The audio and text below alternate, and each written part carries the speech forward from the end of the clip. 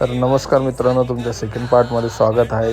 हा पार्ट थोडा लेट येतो आहे कारण का डेकोरेशन करता करता आमच्यासोबत एक घटना घडली, तर प्रतीक्षाला लवकरात लवकर ॲडमिट करायची वेळ आलेली।